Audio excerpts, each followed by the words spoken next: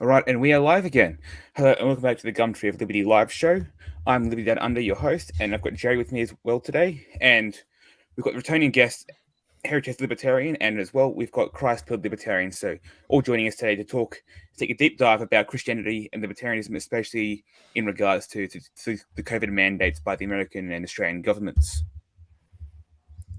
And what we thought we'd start with is looking at a bit at scripture and looking a bit at how Christianity and libertarianism actually interact and how they align before breaking down and into detail how we should live our lives in practice with regards to COVID and the government as well. So I thought maybe a good place to start was looking at a bit of a bit of philosophy almost. I think you had some Thomas Paine you had read, Gerrie. I thought we might start with a bit of a okay, yes. It was from Rights of Man, and I'll break it down just a little bit. It was just on one page about inquiring about authority and divine origin. And he actually says something interesting where he said, here our inquiries find a resting place and our reason finds a home. Then he goes down in the next paragraph. He says, I don't mean to touch upon sectarian principle of religion, but it is worth observing that the genealogy of Christ is traced to Adam. Why then not trace the rights of man to the creation of man? And I will answer the question because there have been upstart governments thrusting themselves between and presumptuously working to unmake man. I just found that really, really interesting. And then further down the page, he's talking about the unity of man, and he means that men are all of one degree, and consequently that all men are born equal and with equal natural right, in the same manner as if posterity had continued by creation instead of generation, that every child born into the world must be considered as deriving its existence from God. I found that really interesting. Coming from one of the foremost political thinkers of that period. Mm-hmm. Yeah, I'll jump in right there. I love that quote by him, especially going back to Adam and Eve, and realizing the freedom that we were created to live in. And then, of course, when the fall happened and death passed upon all men, one of the things I think when we read the Bible, especially I can speak to more Americanized churches, and of course, real TCPL could probably jump in on this. We tend to almost deify our government, not realizing that government was something set up because of the sin of mankind, and as Christians we are to strive towards something different. Now, the Bible is interesting in that it writes to people in a specific time living under certain rules that they cannot change. Daniel, for instance, is captured by the Babylonians. It's not like he by himself can pick up a spear and go change it. And this happens a lot. The Bible talks to many people living in situations because of the sin of mankind that the Bible is not saying it's okay for these situations to happen. No, by all means, if we were to live as Christians, the whole world round, there would be no slave, there would be no master, there would be, it would be utopian. Unfortunately, we have to wait until Christ's return to get that. In the meantime, however, I think the Bible is really great in speaking to different people in different situations and say the ideal is to live as Adam and Eve, to be free. We would probably call it an anarchist society. And I think as Christians, that's what we should be striving for. How to get there, that's where all the interesting conversation comes in. But Thomas Paine really was a great thinker, and bringing that up is, stroke of genius for him. Yeah. Well, in the 15 and 1600s, you had the big push by English legal scholars to, reaffirm the whole natural rights thing, natural law, as opposed to the absolutism of the Stuart kings. So, for example, that was Charles I, was extremely absolutist when it comes to the monarchy has the God's right to rule. So there's that big legal argument between Stuart kings of James I and Charles I in particular, with regards to how should really the church deal with kings that claim to have absolute God's right to rule over the people and that no one can challenge them. So there's a big emphasis there on natural rights and, really drawing back on the Bible to emphasize the fact that, government does not have the absolute mandate by God over the people. No. Yeah, exactly. And I think Christians even have a certain duty, especially when, no king but Christ, when there is a conflict between what our government tells us to do and what God commands us to do. We have a duty to do what is right. I know in America, when very shortly there was like a lockdown, and of course in some states they were trying to say no churches could meet. We didn't get hit too badly with that here in Texas, but I didn't either in South Carolina.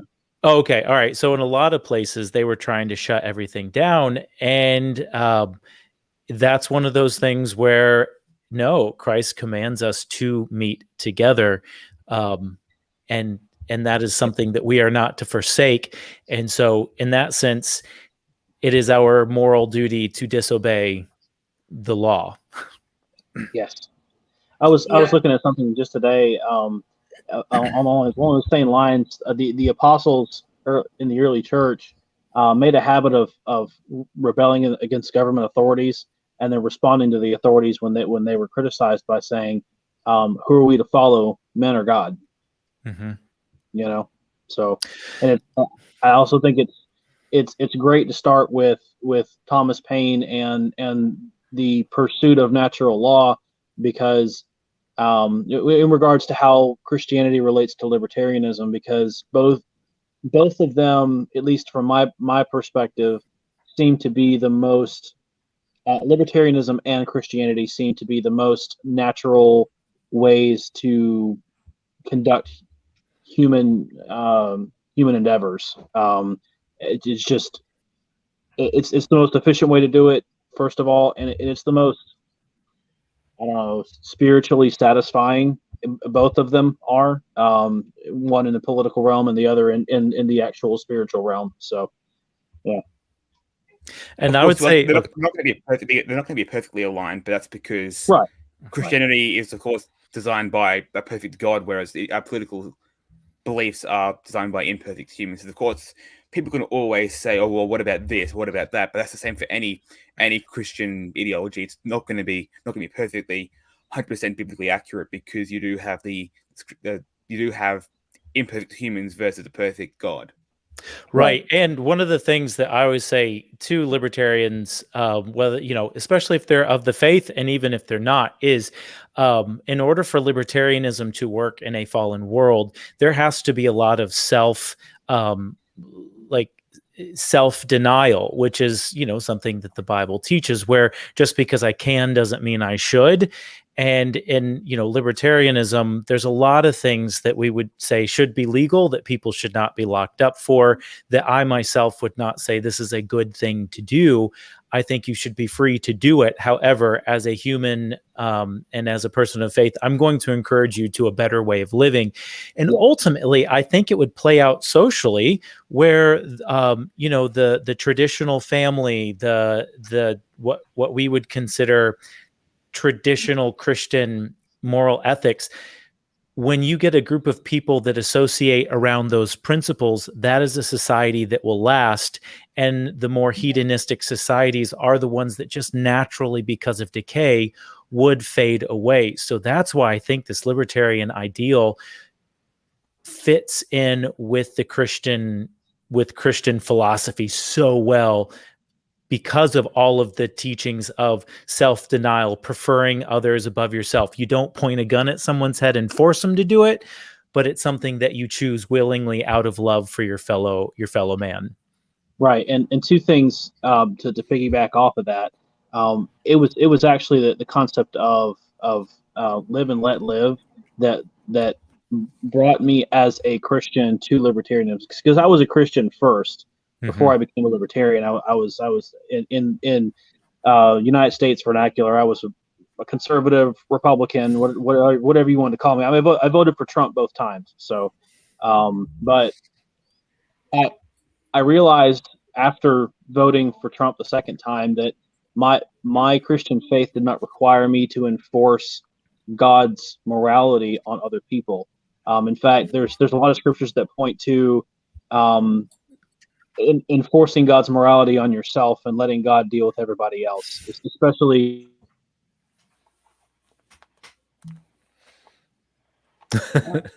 Well, he's kind of a bit there, but yeah. Just to go on that, you've got the idea of the adulterer or the adulteress, and Jesus says, "You who sin first, throw the first stone."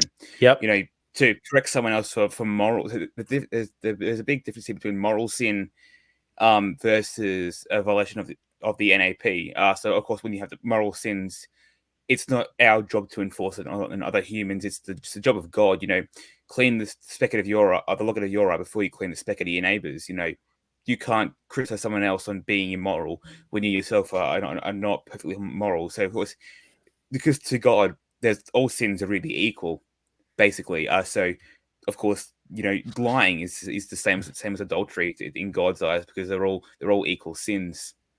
So to say to someone, just because we would think adultery is worse than lying, doesn't mean it's actually the same. Doesn't mean that there's that same difference in God's eyes there. Really, he sees all sins as being equal. So you're equally immoral.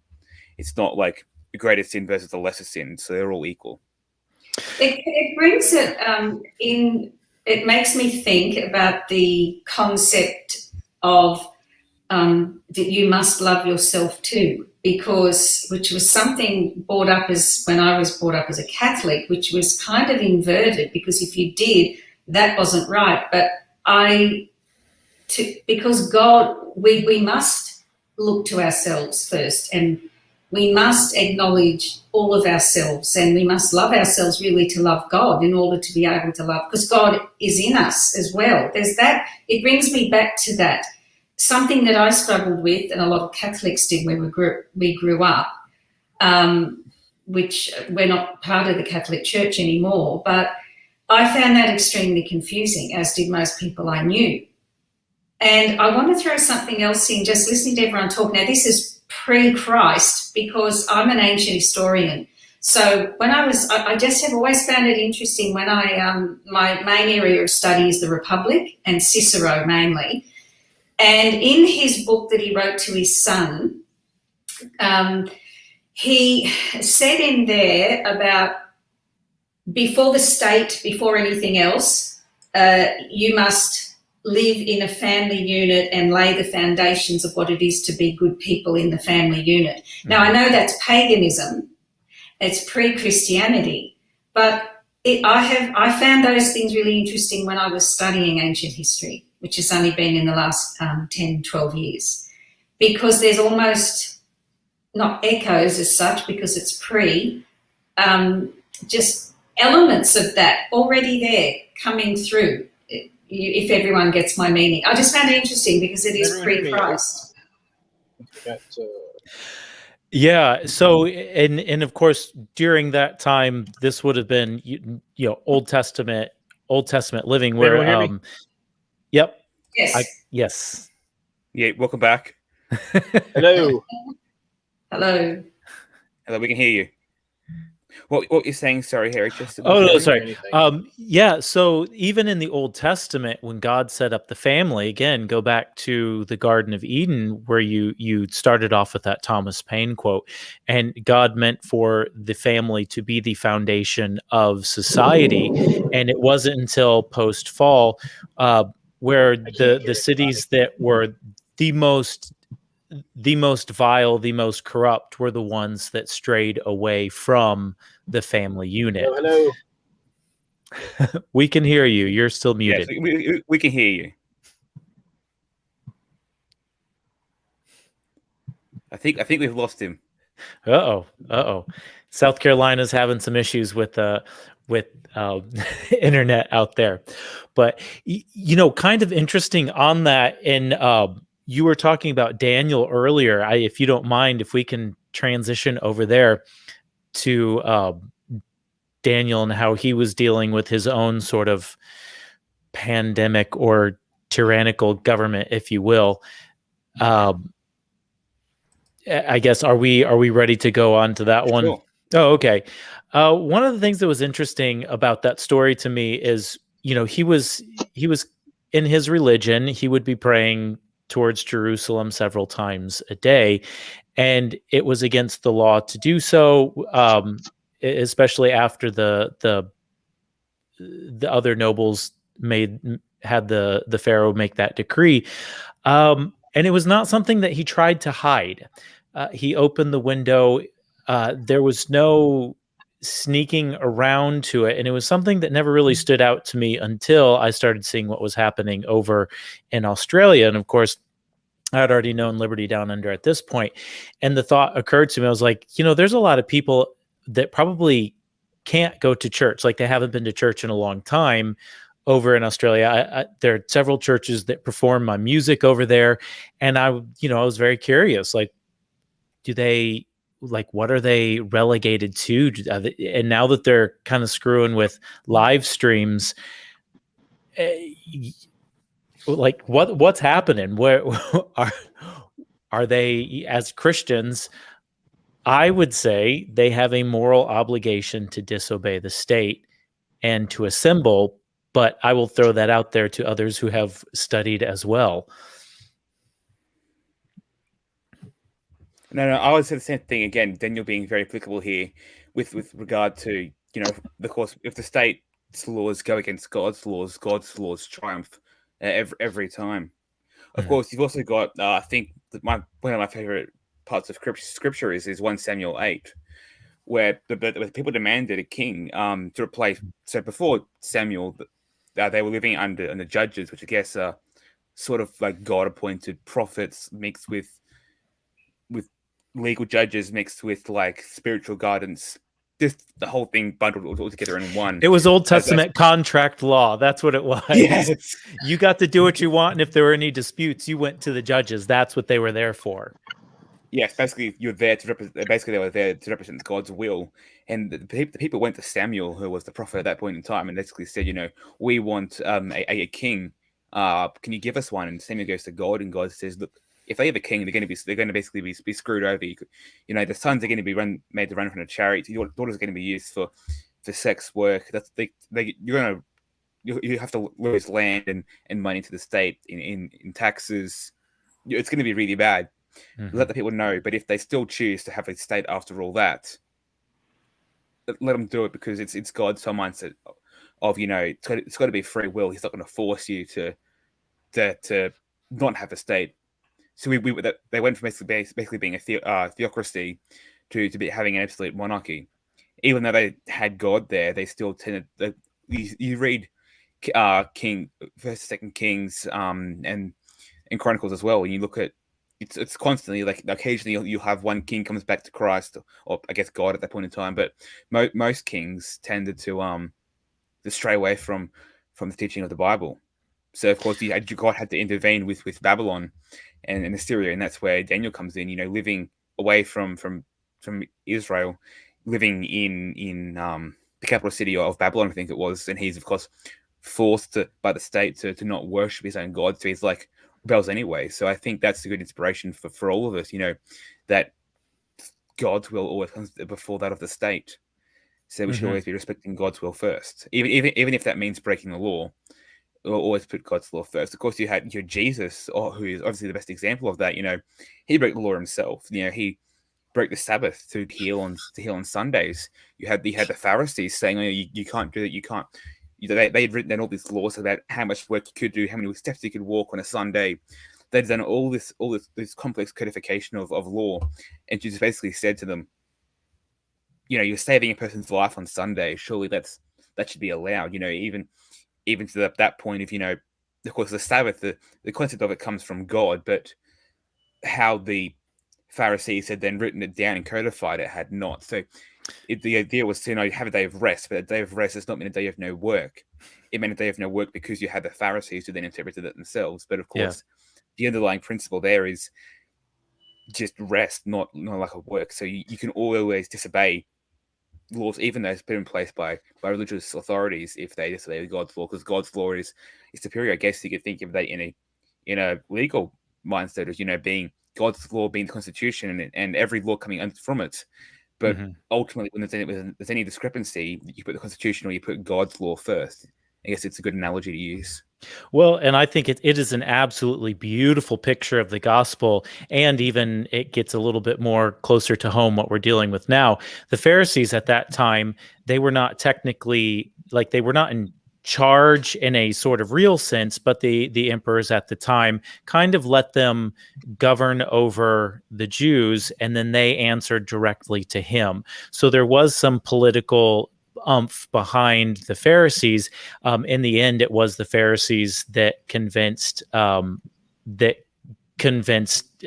Roman government to crucify Jesus.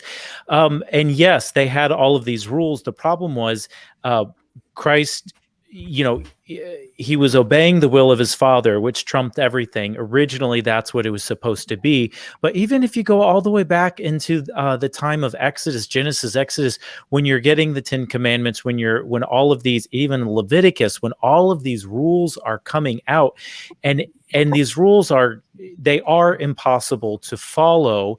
And from the very beginning, that was the point of it. Even when Christ is instituting sacrifices, find a lamb without blemish. You can't find a lamb without blemish. From the time they are born, there are always going to be some kind of cancer cell. There's always going to be some kind of imperfection in it. And the entire point of the law is that we cannot follow the law. We cannot obey the law. We will never be able to obey the law because we are sinful human beings. However, when Jesus came to earth, he followed the law, and it was his righteousness upon death and resurrection. It's his righteousness that we wear, the picture being we take his robes. We wear his robes of righteousness, and it's by his righteousness that we are redeemed and ultimately at peace with the Father. But fast forwarding back to where the Pharisees are trying to trip him up. So the whole render unto Caesar what is Caesar's was one of the little tricks where they were coming to him and saying, is it lawful to pay taxes? And it was a lose-lose situation, because if he said, yes, you're supposed to pay taxes, then they would say, well, you're not being faithful to the chosen, the Jews here, and the Jews would be mad at him. But if he said, no, don't pay taxes, then they could turn him into the Roman Empire, in which case he would be in trouble there. And of course, he handles it masterfully by not really answering it, where he says, well, render unto Caesar what is Caesar's, and render unto God what is God's. It was a rhetorical question. And when you look at it now, well, what is God's? Everything. What is Caesar's? Absolutely nothing. Correct. Yeah. I'm sure Gerrie can speak to the idea that, the Roman emperors saw themselves as being absolute authority and saw themselves as being, sons of gods, or even in some cases actually being gods themselves. So, they claim to have the God-given right to rule everything, and that's inconsistent with God and what God said. Because they both claim to have absolute right over Israel. So either you give Israel to God, or you give Israel to the emperor or to the state. Mm-hmm. And in today's day and age, I actually finished mine at the Republic. I actually started at the beginning of Rome, how Rome was founded through to Augustus, or when Caesar was assassinated. So I actually can't claim a lot of knowledge, really. Not to speak too confidently about the empire. I mean, roughly, yes. But I guess I'm drawn to origin stories too, which is, I loved how Rome began as a republic, when they overthrew the monarchy and the kings and set up the republic. And of course, the political element has always been that. So that's my area. But that's why I raised that point before about Cicero, which when I read it the first time was interesting, because there's still, it comes back to that basic morality, doesn't it, of us as children of God, really, that we have that. That's what we're battling with right now in Australia. I don't know when we're going to jump into that debate, because I know that everything that you guys were just discussing is exactly what's happening here, and it's horrifying. And I know there's a lot. Church leaders are silent, completely silent, and we are led by a so-called Christian Prime Minister who likes to put his faith out there. And I know there are some people questioning that, but it never gets through because our media is completely state-owned. Mm-hmm. So, I don't know when that time will come. There's bits and pieces starting to come through, but not enough to wake people up unless we have our other sources of media. But, that's that whole morality thing that I'm questioning a lot of and posting a lot more about and delving back into my books about. And it's been interesting because that's what I'm being actually attacked on from some people about raising the whole morality. They're missing the complete point. They're missing it completely. Mm-hmm. Because it just really does go back to the morality. And I agree with you. I think libertarianism and Christianity are really a perfect fit. Mm-hmm. I'm actually quite surprised that anyone would think otherwise. And I think it's interesting to look at this and say, what would happen if we could wave a magic wand and from the very beginning, we find out what COVID is, but let's deal with it like an actual libertarian, a libertarian society would deal with it. And especially in the Christian realm, because we're all Christians, there probably would still be some people who are terrified of getting this unknown disease. They may have comorbidities. They may have, whatever their issues are.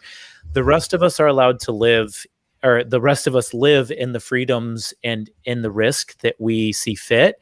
And if we know of someone who has an issue or someone who has a specific fear, then we can freely self-regulate, which I think all of us would, and say, okay, you are not comfortable with this, then we will give allowance for that, which is a Christian liberty. If you have a weaker brother, you make allowances for their weakness, ultimately to strengthen them. But in the meantime, the rest of the world gets to keep their jobs. The rest of the world stays out of prison, and they're not being curb stomped by a whole bunch of cops. Which is really interesting because that brings up, reminds me of what Scott Morrison said on the first, back in March last year, Liberty, you'll remember this, where he got up there and he said, no, not one person's life will be lost, not on my watch, to COVID. Not one person's life will be lost to COVID, even though he admitted it affected the elderly most, but his words were not on my watch. I've never forgotten that, not on my watch, which is exactly against everything. If he stands up and professes his Christianity, his Christian faith, it is honestly, it's abhorrent. It is abhorrent, abhorrent. Yes. As our leader, and gallivanting over there. He's just returned from being overseas with Biden and with Johnson and whoever else. And we look on, those of us who know, horrified. While the country's like burning, so to speak, is an analogy, he's over there giving Tim Tams to Boris Johnson on the steps of number 10 and hobnobbing with Joe Biden. And I honestly cannot understand that more people cannot see that. Anyway, that's the state of Australia under our Christian Prime Minister right now. Isn't it liberty? I cannot help but think of the psalm, all we like sheep have gone astray. When you look at the majority of people, and I guess all of us have this tendency, I got to raise sheep when I was in middle school. I lived in the farm, and they are some of the stupidest creatures in all of creation. Like they exist basically. And I feel like the majority of the people I deal with who are living still masked up, still terrified, still, of this thing out there, they're just doing it because that's what, they think the majority of the other people in the world are doing. So yes, it doesn't surprise me that everyone has not taken their blinders off to see what a sham and kabuki theater this all is. I am saddened, but I'm not surprised. Well, to get back to your point, Gerrie, about sorry. To go back to your point about Scott Morrison, just quickly, the fact that he'll be attacked by the left for being Christian, but then we're looking at his policies and comparing them to a Christian mindset, and it's really oftentimes not there. So he'll be attacked for his faith. He goes to Hillsong in Sydney, so he'll be criticized. He'll be criticized for his faith all the time. I think there's a member of Hillsong that was being investigated for child sexual assault or some sort of sexual harassment thing. Yeah, that was the father of the guy. His friend is Brian Houston, who he wanted to invite to the White House. Remember when Donald Trump was in, and Trump apparently, with the story goes, he refused to have Brian Houston there, but Scott Morrison wanted to bring Brian Houston. Brian Houston's father was the one under the spotlight. That's the story. Yeah, and Hillsong is like in a struggle with Unitarianism to be the bottom of the barrel as far as Christianity goes. There is absolutely no gospel in that wretched organization, and I get to hear some of the god-awful music that comes out of there.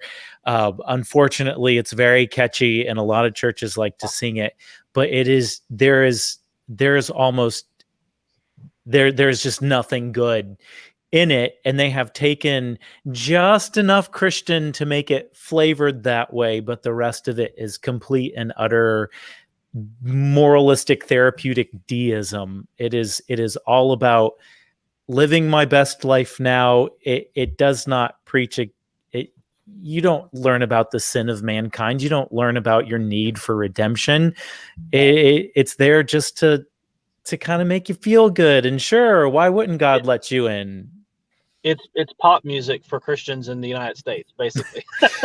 I mean, a lot of the Christian meme pages that I follow on Facebook and Twitter, they always make fun of Hillsong as like that band that the white girls listen to, when they go to church. I mean, yeah, there's no substance to it whatsoever. It's just there for them to make money. Well, and it's really great. We're in a big church and you can have the lights and the smoke, and you always know when you get to that Hillsong, all the girls in like the puffy vests holding their pumpkin spice latte, they're going to be like swaying, they're doing this kind of a thing.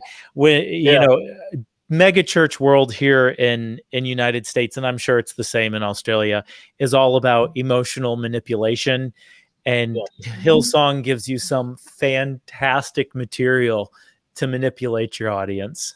Yes. Well, that's where our Prime Minister resides. So that doesn't surprise me that he has a God complex of saying, not on my watch. I'm sorry. God is sovereign, not you. So people might die, but it's not outside of his control. And I think in the end, it's more honest, and it's actually more comforting to say, hey, we've got a virus. Some people are going to die. Let's try to protect the weak, but just be prepared.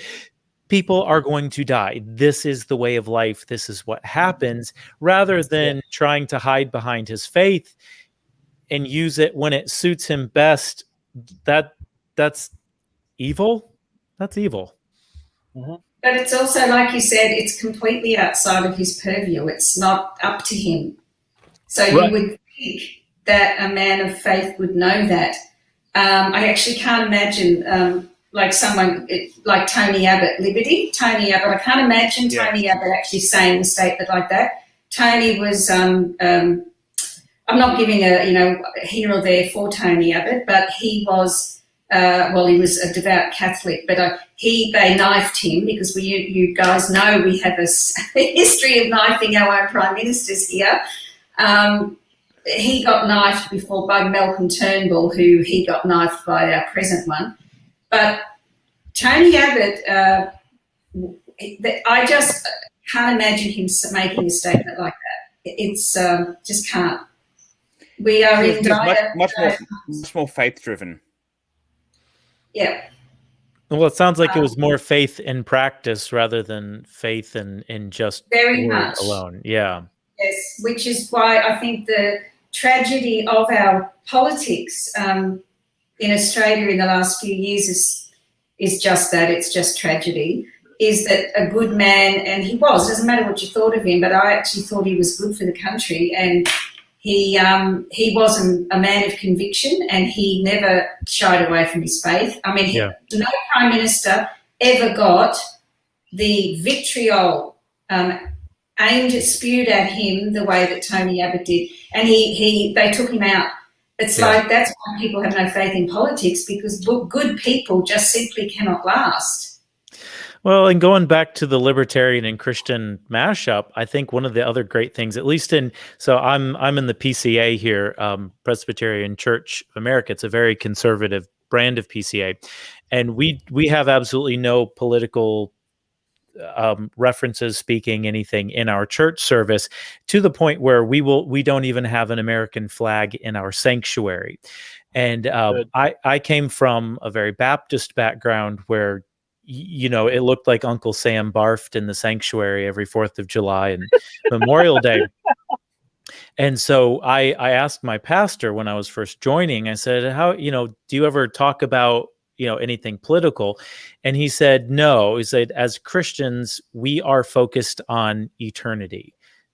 Politics is temporal. It is earthly. And that struck me, and it struck me very deeply, because obviously I'm very involved in politics on my own time. But it was so refreshing to know that when I go into a place where someone who is going to be preaching the word to me understands that I'm preaching for the long term, for eternity, what we're living in, and ultimately politics is temporal. So if you get a Christian in whatever libertarian society it is, we're not concerned with enforcing our beliefs on people. What's the point of it? Let's say, we can enforce by law that no one commits adultery. Well, what happens? They still die and go to hell without the gospel. You can't, as we've learned from who is the old emperor who tried to make Christianity the main religion? Constantine. Yeah, Constantine. It doesn't work out well when you try to enforce Christianity through point of gun. That's not how Christianity works. It is voluntary. It's not something you can force on someone. And I think that just marries so beautifully with this idea of freedom, of liberty. You should be free to be exactly who you're going to be. Once I know exactly who you are, in order to be saved, in order to get ready for the eternal, it's going to be the power of the gospel. It's not going to be any social program. And so I'm not interested in the politics of it. I want to be free to tell you about the life-changing power of the gospel. That was the point that I was trying to make earlier before I lost connection. So it was a great face you were froze on. I'm sure it was. And I apologize for the lighting right now. I'm having a podcast from my car right now. So good. But yeah, that whole idea of freedom, I think, is something that's lost on too many Christians. Of course, as Protestants and with Gerrie's Catholic background, believing in the idea of free will. That you're given the free will. Like a lot of Christians will say, you have free will, like you have the choice to love God. Because if you're forced to love God because you're predestined to love God, then it's not really love, because love has to be given freely. And it's the same with morality. You can't force morality. You can't try and legislate morality. You can't force people to be moral by the law, because if they're being forced to be moral, are they really moral people? Yeah. It's a whole idea of having that freedom there. Which I think is something that's lost on too many people these days. Is if you try and force morality, you don't end up having a moral society. You have an obedient society, but not a moral society. Right. And even in the in the Reformed world, we have a little bit different take on free will, predestination, all that. But it all comes down to the same exact concept of this is not something you can force. It is not something you should force. And it is not up to our fellow humans to enforce it, be they elected or be they neighbors. Just because you get to represent the wishes of your constituents does not give you any sort of moral right to impose anything on them, unless they are hurting someone else or taking their stuff, if they're sort of violating the NAP. That's it. John Stuart Mill, I think, said was big on all of that. You don't hurt anyone else. I mean, as a political thinker. The no harm principle. Yeah. Yeah, the no harm principle. Do no harm principle. Yeah, and even Scripture got the nap right early on. You know, the golden love your neighbor as yourself, and everything that we talk about is absolutely wrapped up in that. And then that's the golden rule. There's a silver rule. I forget off the top of my head what the silver rule is, but it goes hand in hand with that. And so again, everything that libertarianism holds in high esteem is something that the scriptures have already presented as this. This is the will of God for our lives. And had we not, had the original Adam not sinned, we would be living in that life right now. Yes. The golden rule is love others as you love yourself. The silver rule is do unto others as you have them done unto you. Love and do unto others. Yeah. Yep. Are you guys surprised at the level of deterioration in America? Based on, I'm still learning a lot more about. I've always been interested in your country, especially the Constitution. I got more interested when I started studying political theory, but that's why it's such a shock for me to even watch from down here anything that is treading on all of those constitutional values and clear separation of state and church. Are you surprised at how that is actually happening in the US? I used to be, but the farther I've gone into libertarianism and anarchism, the more I realize that it may have always. I think the elites here always knew that this was what was going to happen. There was just too much of a anti-elite fervor during the American Revolution. I think that they had to bide their time. As far as recent events go, I guess I'm surprised at the pace. I'm not necessarily surprised at the actual things that are going on. I have suspected for a long time, for probably the past 5 to 10 years, that there was some sort of plot to undermine the principles that made America the country that we were at one point. And I think that I don't think they planned on Trump being elected, and I think, not that I like Trump, don't get me wrong, but I think that he held their plan at bay for a little while. And so now what we're seeing is an acceleration of the plan to try to catch back up. So it's the pace that surprised me, not necessarily the actions that are happening. Yeah, I am constantly surprised, and then yet not surprised as well. Freedom is not easy, and we have so much stuff in America. Life is so easy here compared to anywhere else. And I've had the privilege of traveling all over the world and seeing other cultures and realizing just how simple it is. I've recently come on to a scientific study that happened from the mid 1940s all the way through the early 1970s. And it was called Universe 25. And the man who did Universe 25 built this utopia for mice. And he took 4 breeding pairs from the National Institute of Mental Health. He got 4 of their best mice, put them in. There was always food there. There were rooms, huge rooms for, the female mice to give birth in. And he did this multiple times. He called it Universe 25.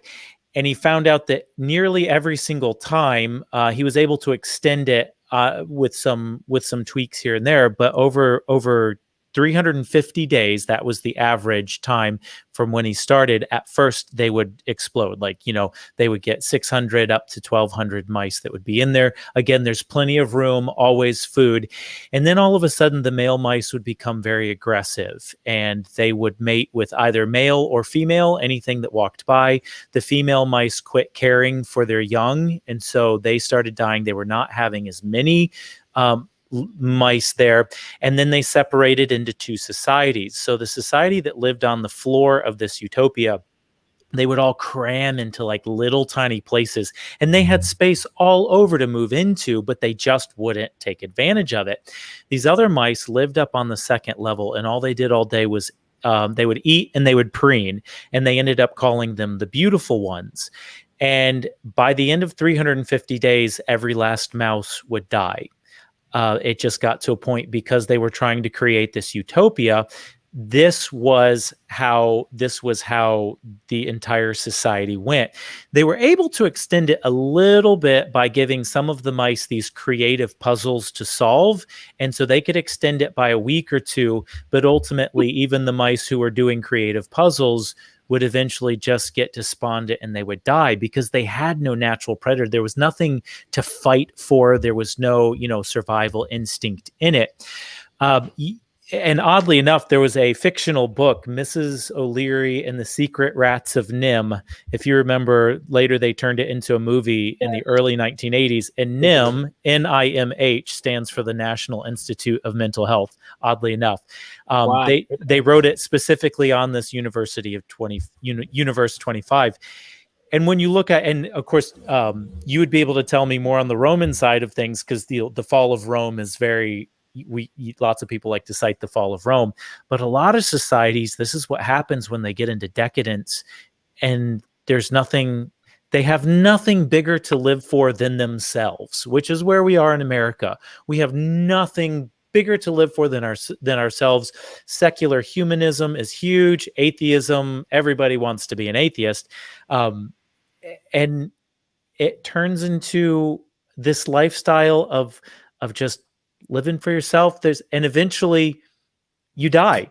And as a society, I think we're kind of in those last throes where you have the upper echelons that eat and they preen. They are the beautiful ones. Everybody else is sort of clumping into the cities, trying to, being very aggressive, gender fluid, whatever. It has less to do with the sexuality and more to do with, I'm bored. I will do anything that interests me. And there are the few of us, I think, that have the mental fortitude to withstand it, but we are going to have to live through the collapse. And I think that's why America is sliding so quickly. I think we are coming to the end of our utopia because we have no natural predators. We have nothing to fight for, nothing to strive. We're not conquering the West. We're not, there's nothing left to do. We're just, give us a new Alexa and we're happy. Yeah, I totally agree. Sorry, you go, Andrew. Oh, I was just going to say that plays into the I forget what it's called. There's like a cycle that people talk about where the good times create weak men, and all the weak men create bad times, and all that. Yeah. That we're living through that right now. We're living through the worst part of that right now, unfortunately. But the white pill in that black pill of reality is that God always does save a remnant, and I think that's what you were just talking about a second ago. There are those of us who are aware enough and intelligent enough to realize what's going on and make preparations to be the remnant that God leaves behind. And the white pill in that is that we are the ones that get to decide how society is reshaped after the collapse. Because we'll be the ones that have prepared for it. We'll be the ones with the answers when people are looking for answers. So I totally agree, and it's what you said in there about adversity, which is something I have been probably for the last 10 years before I really realised or had the veil really lifted for me to see it all so clearly. I've always said there's not enough adversity in people's lives today, because if you don't fight for something, if you haven't been put in a position to fight for something, then what is there? There is boredom. You are absolutely right. Mm-hmm. Human beings were not designed to be idle. We just weren't.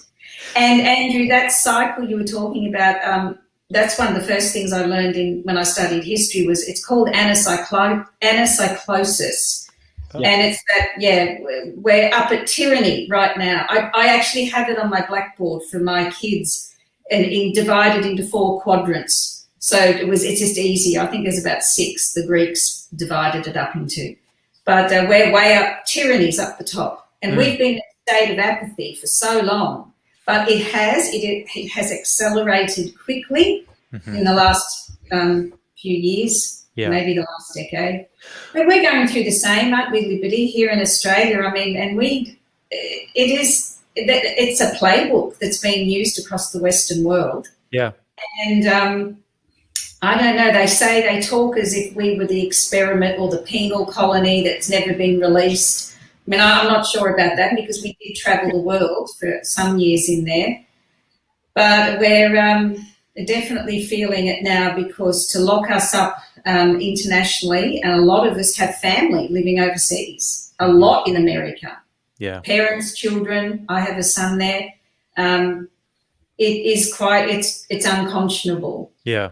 Well, and I think in a sense, the state is a stand-in for God for a lot of people. This is why so many people are going along with it. All of a sudden, they have something bigger to serve for. And I'm sure they get a thrill about calling the police and saying, I saw my neighbor outside without their mask harvesting tomatoes. They're serving their God. And finally, there is something to serve bigger than themselves. And that's what's, that's kind of what makes us human, is we all strive for the thing that is bigger than ourselves. For those of us fortunate enough to have found Christ, we get to worship the ultimate thing bigger than everything else. This is what we were created to do. The first question in the catechism, what is the purpose of man? To praise God, glorify him forever, or to glorify God and enjoy him forever. But for many people who don't have that, refuse to have that for whatever reason, the state is now this temporary stand-in. And like the pagans of old, they are going to be willing to sacrifice humans to that God until they themselves are the ones sacrificed. Yes. Yeah, I think what you're referring to there is what's called statheism, which is the worship of the state. Yeah, that's the whole term. All right. There's an artist here in the United States named Eric July that he coined that term. I think, I'm not sure, but state theism. All right. Yes, I think it was him. Yeah, and then there's another group that call the state and the media and academia, the whole system, they call it the Cathedral, and it's very fitting. That is fitting. Very fitting. Very fitting. Yeah. I believe that was Eric July, who runs the Being Libertarian page on Instagram and Twitter as well. I think it was him who coined that term. I know it's also used by I think Backwards as well. I think they use it. Yeah. Yes. I love that band. They're very good. They're a little hardcore, so it's not for everybody. Yes. But well, I think we've established that the libertarianism and Christianity can work together.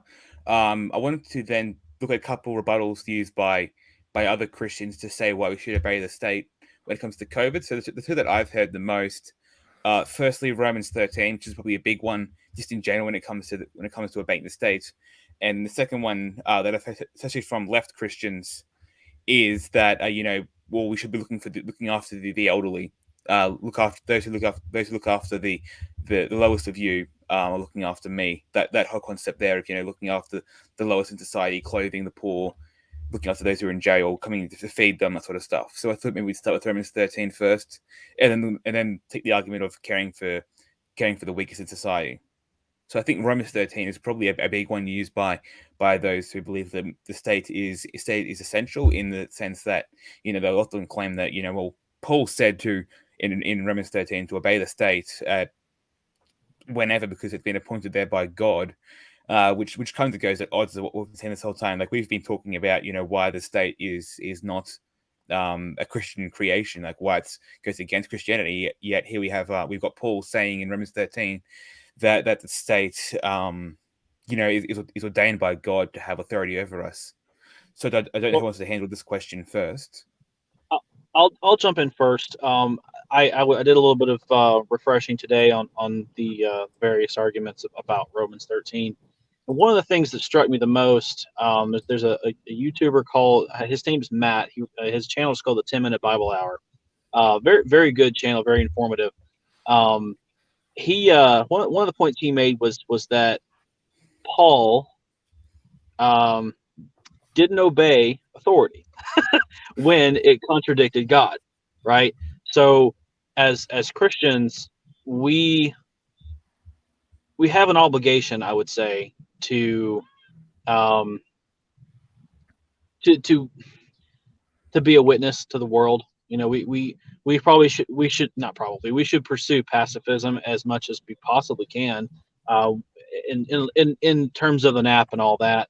But if you look at what Paul did in his life, he disobeyed authority when it contradicted what God was telling him to do. So we have to question ourselves whether we're interpreting Paul's words the right way in Romans 13. Obviously we can't have gotten it right if he himself disobeyed authority. And I think one of the biggest points that Matt made in that video was that when we well, I don't think it was Matt that said that. It was probably somebody else. Regardless, the thing we have to remember is that when the Bible tells us to obey our parents, right? It's not an absolute. Like you don't just do everything your parents tell you to do, especially when it's ungodly. You know, it might be unwise, it might be ungodly, it might be any number of things. You generally speaking, yes, obey your parents, respect your parents, but at the same time, they tell you to do something that is obviously wrong. You're not obligated to follow that command because it's an ungodly command. You know, the same would apply for the government. And I think a lot of statist Christians don't take that lesson from one verse to the other. You know, they want to acknowledge, okay, well, you know, your parents don't always make the right decisions, and it can be applied to church leadership as well. Church leadership doesn't always make the best decisions. They don't always have the best commands for the people. But those statist Christians don't take that lesson into civil governance with the state. So that's where I'll start, I guess. Okay, and I will jump in there as well. Apostle Paul is a great writer. He's got a lot of literary techniques that he uses, and there's almost a sort of tongue-in-cheek, and Gerrie, of course, will probably be able to speak more into this as he's living under a government that she knows more about. But if you read just beyond the, everyone be subject to the, taking it in context, he goes on to say, they're there to uphold good. I've got it right in front of me. Rulers are not a terror to good conduct, but to bad. Would you have no fear of the one who is in authority? Then do what is good, and you will receive his approval. For he is God's servant for your good. But if you do wrong, be afraid, for he does not bear the sword in vain. For he is the servant of God, an avenger who carries out God's wrath on the wrongdoer. And it goes on about all of the good things that they are supposed to do. Well, I'll handle the American side of this argument in just a second, but just on its face, which of our governments rewards good behavior? Which one of them reserves judgment for those who do wrong? We are living under people that are rewarding bad behavior. They are seeking to stamp out good behavior. Those who are trying to do good, like there's some places in America you can't even feed homeless people because it goes against a certain law. So that command that comes, just a couple verses before this about if your enemy is hungry, feed him. If he's thirsty, give him something to drink. Well, some places you're not even allowed to do that. So yes, we are meant to resist the authority if they don't fit not just Romans 13, the first section. They have to fit that second section. And once they've become something that is other than the second section, then they are not supporting what is godly and what is good. So on the American side of it, one of my favorite questions to ask is, well, in America, who's the governing authority? It's not our representatives. We call them public servants. They are there to represent us. We as Americans, we are the sovereign citizens. That's how our Constitution was set up. They are limited. Just because they're cheating, lying, stealing, and have more guns doesn't give them the moral authority over what we do. And as Americans, we are completely in our rights. We are not disobeying any biblical mandate, biblical edict. We are disobeying nothing by resisting the people that have not honestly and truthfully represented our desires, and on top of that, who are supporting the antithesis of what Christ has called us to do. So in that sense, people who say, well, you have to obey authority because of Romans 13, the onus is on them to show how the government is actually following the rest of the list in Romans 13. There's a guideline for them to live under as well. It's not just on us. Otherwise, Peter would have been wrong for breaking out of jail and going home. Exactly. Yeah. Yep. Well, and it's the same here. They are showing nothing for the last 18 months or 20 months that we've been living under this. You don't see any ads about on the television. Not that I watch mainstream. I don't watch television actually, but there's nothing about coming out of the government about living well, eating well, doing any of that, looking after the temple that God gave us, right? No talk of immune systems. Instead, everything is about vaccines. Everything we hear, to the point even people who have been vaccinated saying, I'm sick of hearing it. It's all that comes out. It's all that there is. And the biggest thing that they're pushing this jab, and when women are pregnant, they tell them, you can't eat that, can't eat soft cheese, you can't eat an egg, you can't do this. And look at all the ingredients when you go to eat, but here, hold your arm out and let me jab you with this experimental drug. Yeah. And they are pushing that like there's no tomorrow. It's a sickness. Yeah. It's almost like it's a religion, and they're just trying to get your devotion to it. Just trying to get your obedience. It's not about you being healthy. Yeah. And even all throughout the Old Testament, there are times when God commanded his people to go in and utterly decimate other governments that were sacrificing children, that were involved in the slaughter of the innocents, that were breaking all this land. So Romans 13 can't be taken just by itself. It leads to a whole lot of other issues. It has to be taken as a whole, that, were we to live in a society where the government is doing something, is promoting truly what was good. So in the case of your prime minister, who has, I don't have the authority to say whether or not he is saved or not, but if he is supporting these ungodly mandates, then the onus is on his church to start that Matthew 5:18 process where someone goes to him and says, listen, you're sinning. And then another church. And eventually, this is almost comical to say, but Hillsong would have to exercise church discipline. Ultimately, at the end, if they were going, if he's going to use his faith, someone in his church, someone in his life, a Christian needs to start that Matthew 5:18 process with him, if indeed they are serious about the faith. But in America, it's almost a non-issue because we do not have leaders. We have public servants. They were called that for a very specific reason. And our Constitution, not that it's perfect, but our Constitution limits what they can do. And just because they've been able to cheat, lie, and point a gun at our head and get away with it, still doesn't make it right. And in fact, we are also free under the Constitution to take even more drastic actions. Yes. Yeah, there's someone on Twitter that I really respect, that constantly bangs the drum.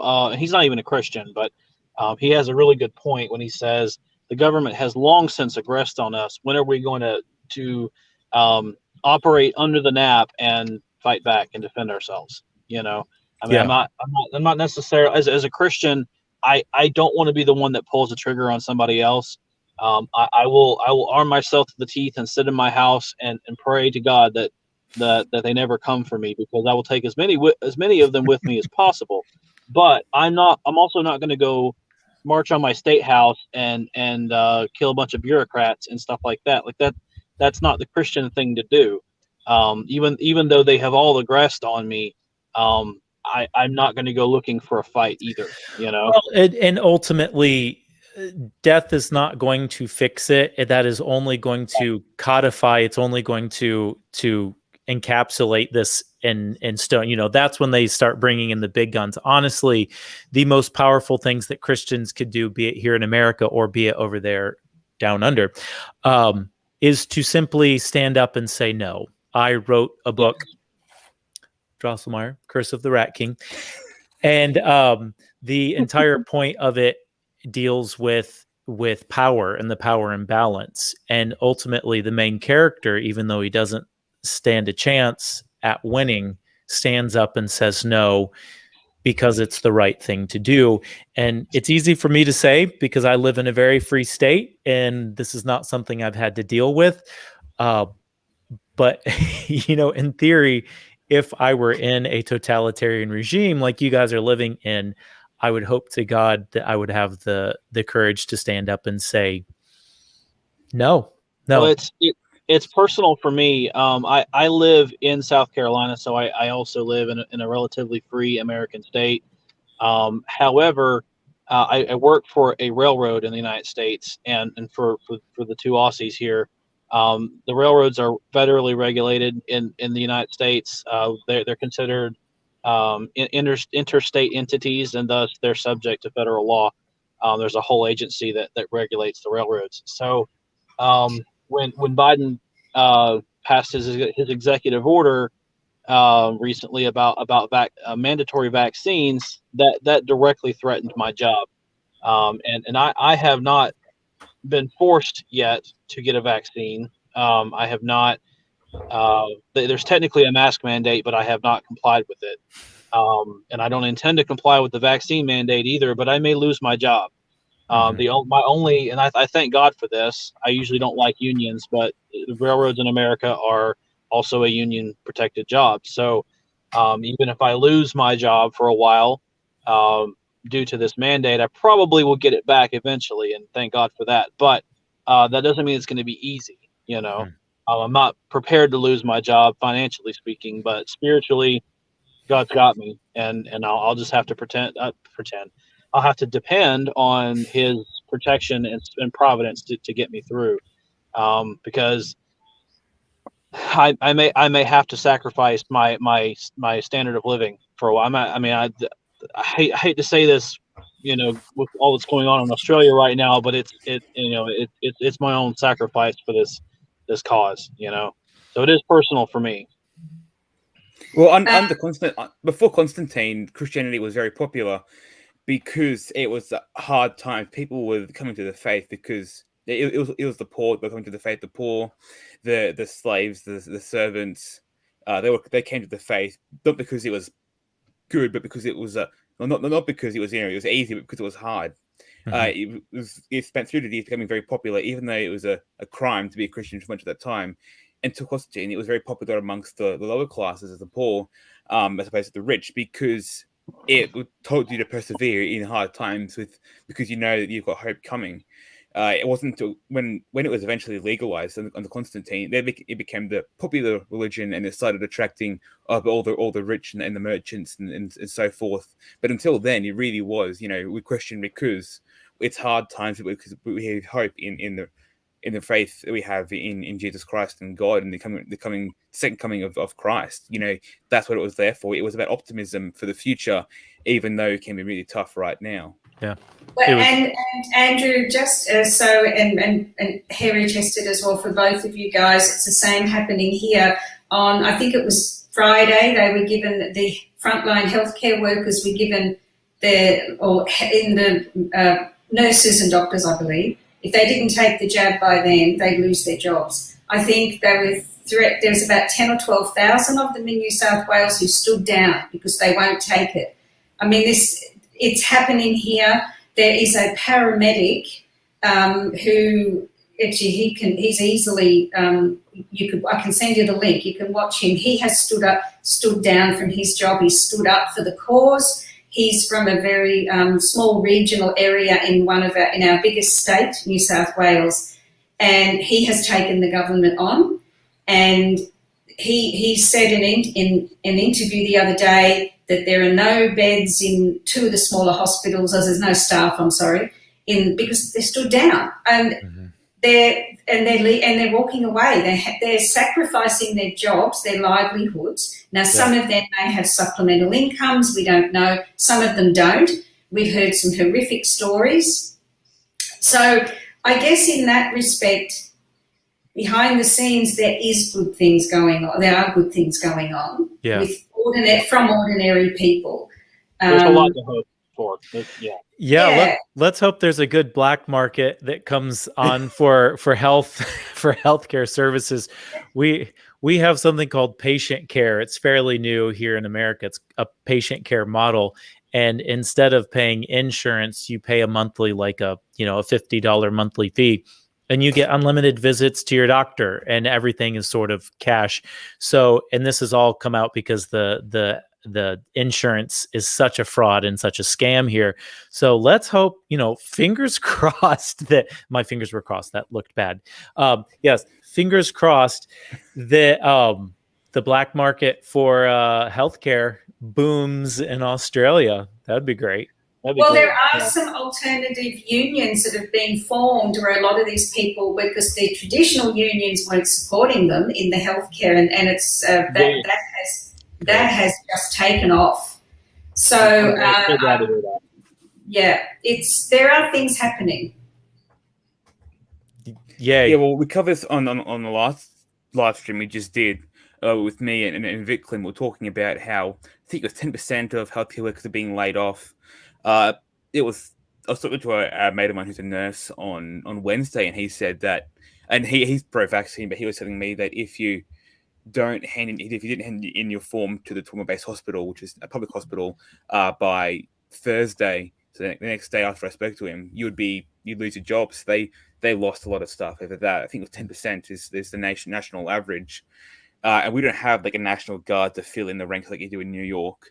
So I promise you, they're gonna rue that. The only public hospital we have in the city, which is the second biggest inland city in Australia, biggest if you don't count Canberra, it's already got full capacity. It gets maxed out with all the beds are filled, and they're firing staff, and then they're building a quarantine camp 20 minutes away, so it will be the main hospital for the quarantine camp. So if anything happens, we've got all beds are full, less staff, and if we have a COVID outbreak, then we're screwed, really. Yeah. But he's in the chat right now, and he also, just to go back, talking about morality briefly, he's pointed out as well that you also have the New York governor referring to the vaccine as being coming from God, and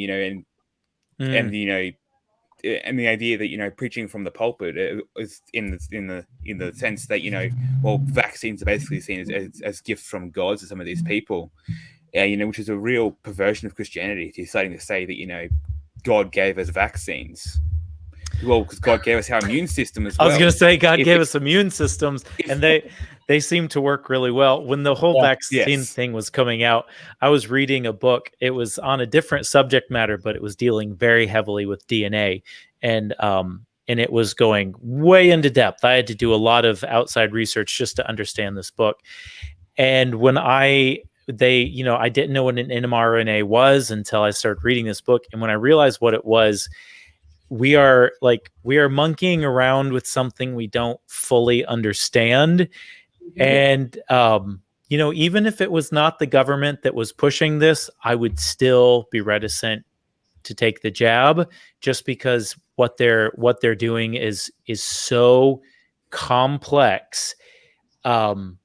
If going to the moon and building a city is pretty easy compared to what they're trying to do with this thing. So, to say that God gave this to us, that's a bit disingenuous.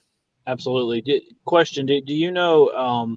Are all the four major manufacturers are they all mRNA vaccines? Because I heard somewhere that the Johnson & Johnson vaccine is not mRNA. No, it is not mRNA, but none of them are technically vaccines either.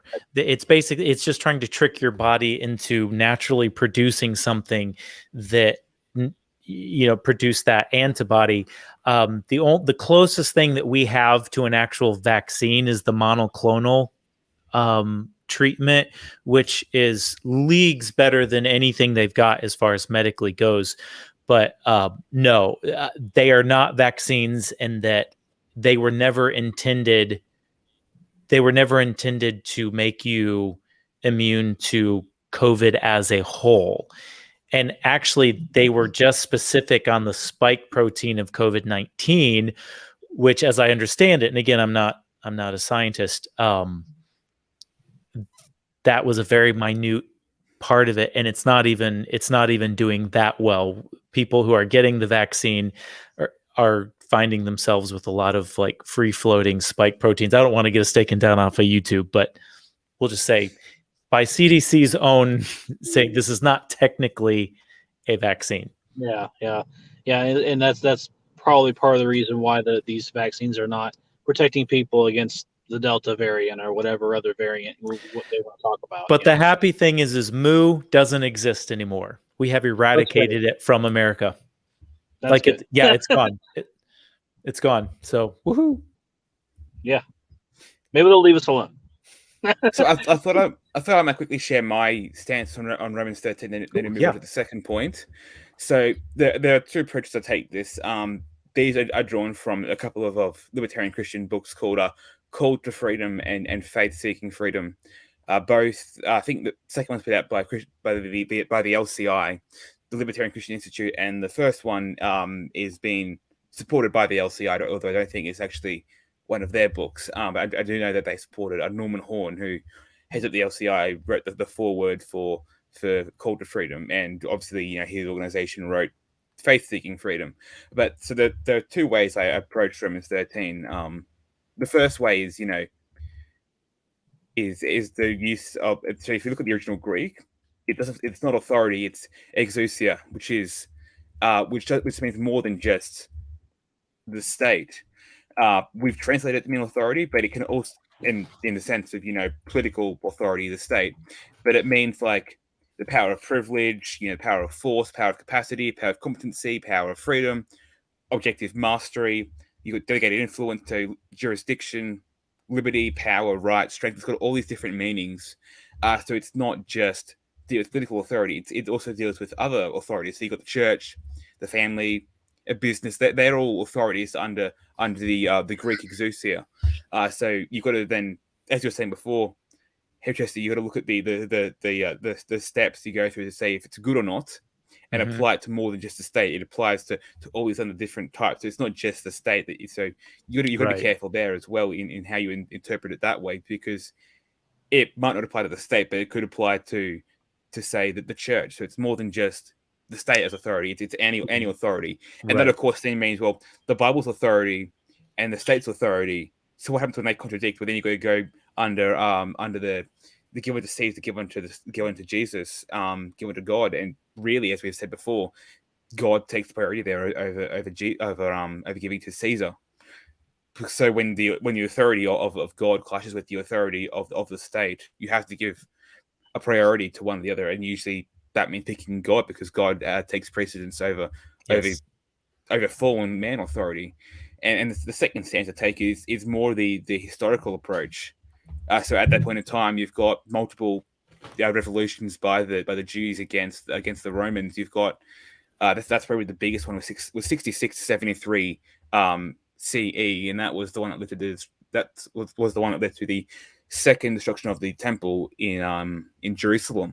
So you got to remember that context as well, and the fact that most of the Christians in Rome, which is where he was writing to, a lot of them were Jews who had then been converted to Christianity. So they weren't Romans who were then Christian; they were Jews who had become Christians. So it's the idea of obeying authority in this context, submitting to the state in this context, because if you're not doing that, then you're going to antagonize the state, and they're going to clamp down on you and destroy you, because they're doing it to the Jews. So if if you're obedient, then in the long run it'd be better for the faith than it would be to rebel openly and then be oppressed. So I wanted to get your thoughts on the idea there that potentially Paul was saying to the people, be obedient for now because it'll be better in the long run for you guys, and whether that should apply to living under COVID.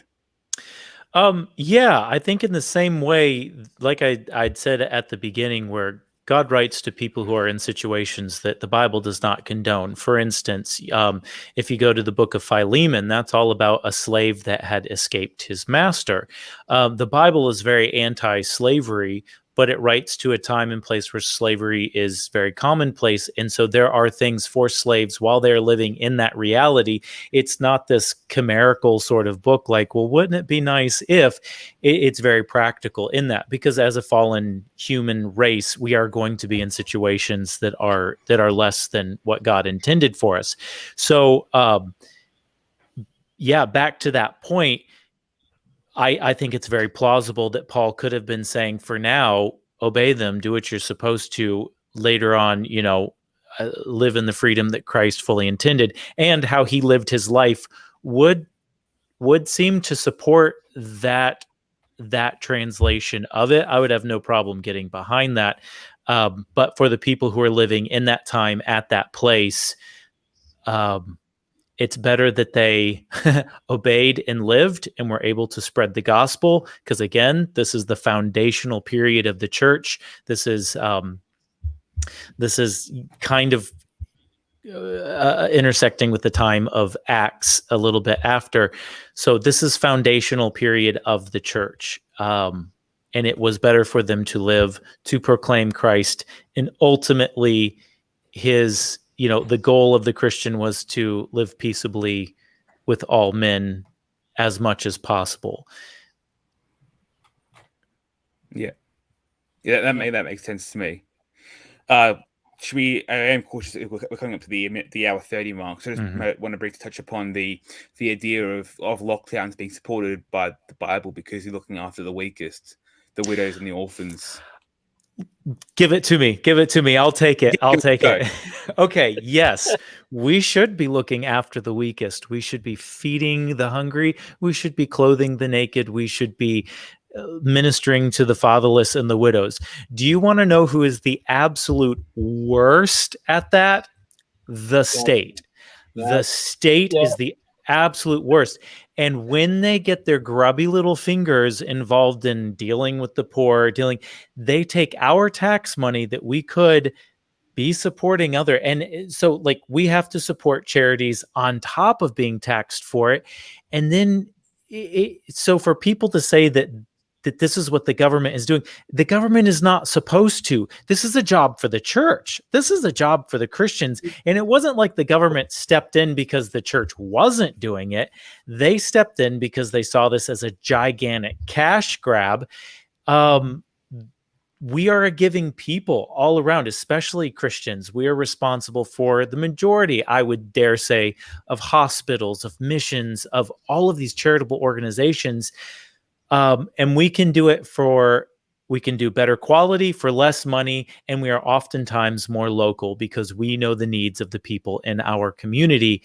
So saying that we need to support the lockdowns because it's supporting the least of these, I promise you, take government out of this situation way back in March of 2020, we would have, within 1 to 2 months' time, we would have figured out who was the most vulnerable. We would have come up with a way to treat them. They were already looking at the 2 forbidden drugs that I'm not sure we can talk about, HQL and IVC. Probably would have found that, saved a lot of lives, found ways to quarantine them for briefer amount of times if they wanted to. But on top of that, older people have agency. I promise you, the majority of them would rather die having been able to hug their children one more time than to die behind a glass wall entirely alone. They have agency. They get to choose. You don't protect someone who has their full mental faculties against their will. Like, that's wrong. You can't do that. So there's my rant. I agree with you. The state is the worst. Having a special needs child who was, reasonably moderate to not severe, I guess, but we've had to deal with the government, but I never wanted to. But in the end, I've seen it inside, and working in politics, I've actually seen what really works. Government takes that out of the hands of the churches, and then they have all this say totally outside their rights at all, taking it out of the hands of parents. There's so much in that. I completely completely agree with everything you said. Yep. Everything. And the other thing to add to that is the fact that the whole process, government totally undermines what I believe is goodness in the majority of people. I believe the majority of people would naturally just go and help. Mm-hmm. I always have. Mm-hmm. And all they've done, definitely in Australia, is divide us, turn people against each other on such a massive scale, inside our families, inside our friendships. And that has only happened because the state have got their grubby little hands, as you said, on this. Mm-hmm. And it just shouldn't. It doesn't work that way. We have crossed a line. I agree. It is happening all over again.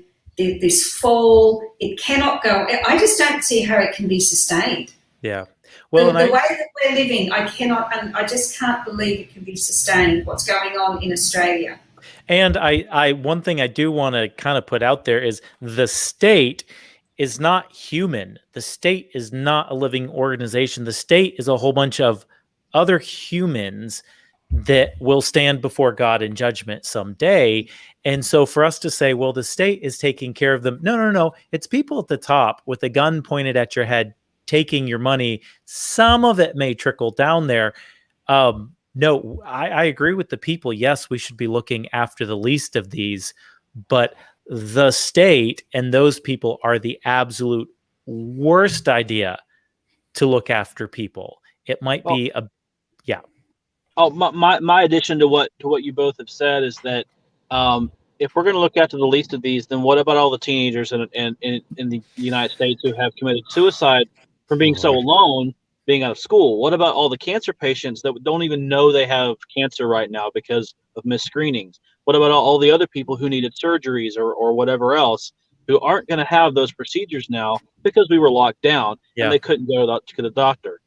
Just as a minor example, last winter, my girlfriend, now fiance, she went to get tested for COVID because she thought she had it. Just tested negative, but she was still sick. So she asked for a flu test, and they wouldn't give her one. So they didn't have any. So I mean, whatever. She was a 27-year-old healthy young woman. That's no big deal. What if she was 87? Mm-hmm. You know, that's totally different when it comes to the flu. You're not going to test someone for the flu, especially if they're old and vulnerable, or maybe not old. Maybe they're just vulnerable. Maybe they're immunocompromised. Like, does it matter? We are ignoring the least of these in one area to care for the least of these in another area, and that's not Christianity. You're supposed to care for them all. Right. And they are hampering our ability to care for them. I work with teenagers, and of the group that I'm working with right now, there's probably 30, 40 of them. The majority of them are on, like, they have panic attacks. They're on anti-anxiety medication. Teenagers. And they're coming in, they're all wearing masks. They're terrified. I mean, they'll take their mask off when they talk to their friends. They're not wearing it for health reasons. I asked one of the other directors, because it's a theater group I'm working with. I said, why are they wearing masks? Like, they're taking them off. Like, we find them scattered all around. She said they like to hide behind them. Yes. And so they're developmentally, we're turning them inward. They're also having a lot of the panic attacks because everything can kill them now. That's all they hear is death. And yes, suicide rates have skyrocketed among people that have their entire life ahead of them. Yeah. So you can't say, well, let's protect the old people to exacerbate the issue with the younger people. There is a way that you can do both. You can have your cake and eat it too, but not with the government, not with the state.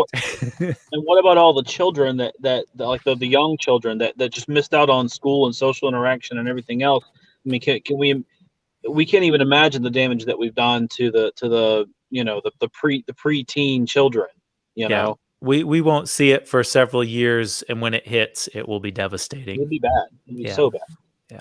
The mental health crisis from this will take at least a generation, if not more. Yes. Because I know people with school-age children, and they've down in Victoria, because I'm in Queensland. So so far we haven't seen the worst of it, but I'm never going to say it can't happen here, but who knows. But Victoria, I know people there, and it is atrocious what those children, the whole thing is just unconscionable, which is why I now believe, in Australia at least, I just can't see how it can go on much longer, or it certainly won't go on indefinitely. It just can't. It's not sustainable. No. Well, everybody's becoming more aggressive, and it's going to turn into something that could have been avoided had we erred on the side of freedom. But unfortunately, this is something they have pushed it into aggression. Yeah. They should have just listened to us in the beginning. Yes. Well, we have hit the hour 30 mark. Is there any closing points for anyone before we finish up? Well, I'd just like to say how thoroughly enjoyable this was. Thank you all for having me on it. I loved it. We need to do it again. Yeah. Yeah. Ultimately, closing comment will be, for those of you who are in the faith, who trust Christ, we have something far better to look forward. This is temporal. We will have an eternity of this perfection with Christ.